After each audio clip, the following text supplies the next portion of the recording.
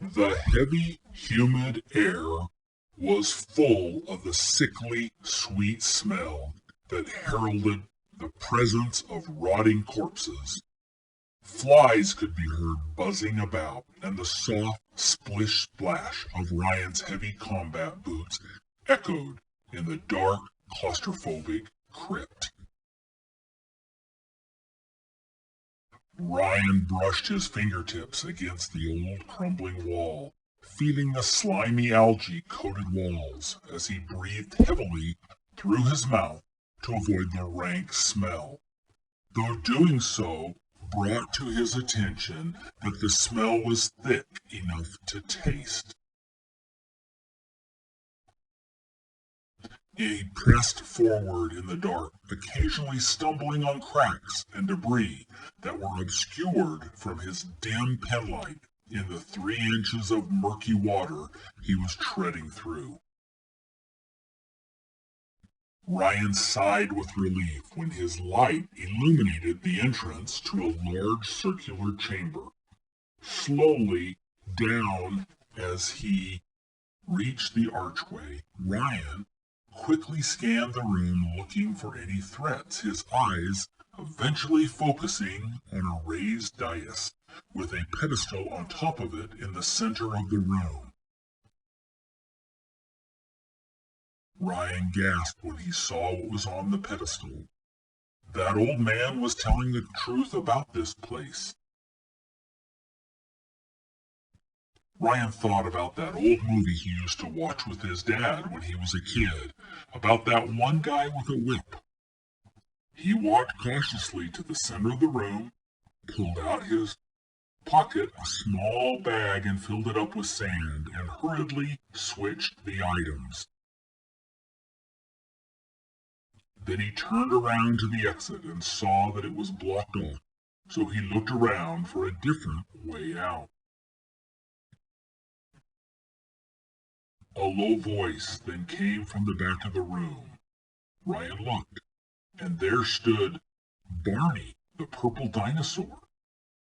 "So I see you found my prized possession.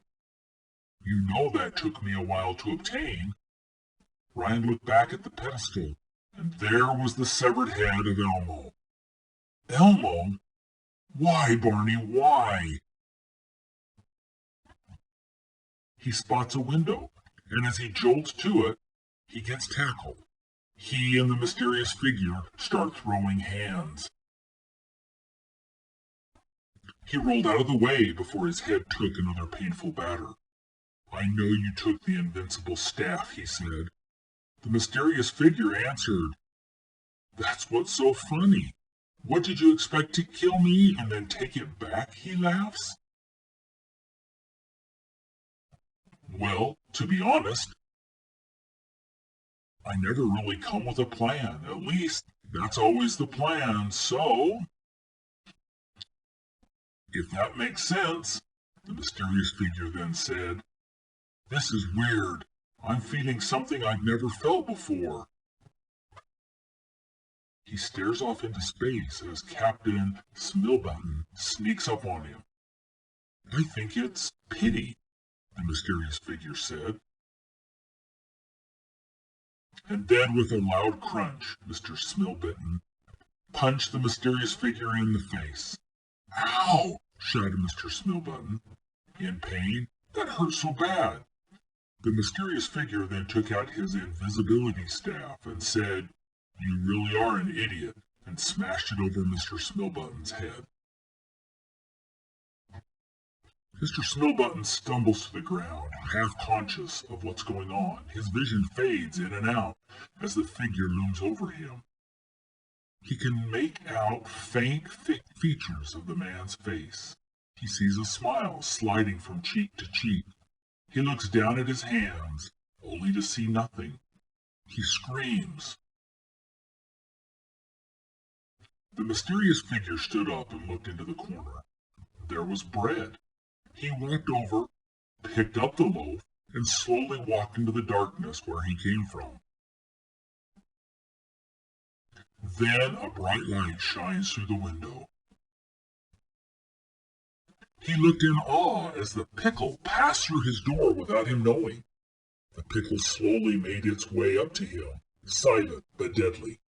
With a slash and a thud, the boy was gone and replaced by the pickle. The boy woke up, unable to move, when another boy walked in the room. The other boy ate the pickle. Then a bright light shined through the window. This is strange because it's 10:30.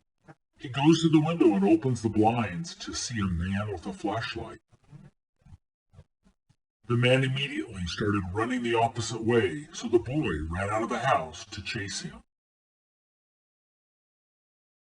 Ryan knew he had to catch the man, but as he staggered forward, his legs went numb and he blacked out. A few hours later, Ryan woke up, back in the chamber. He was sitting in a chair and his arms were tied with rope. Standing across from him was a purple dinosaur holding a crossbow. "Where did you come from?" Ryan asked. "Why did you tie me up?" The dinosaur looked confused. "I can't understand him," he said. "Who are you talking to?" Ryan demanded. Just then, Mr. Smellbutton appeared in the room, standing next to the dinosaur, holding the invisibility staff. "There's nothing we can do for him now, Barney," Mr. Smellbutton said to the dinosaur. "Ryan's transformation into a zombie is complete." "Zombie!" Ryan shouted. "I'm not a zombie."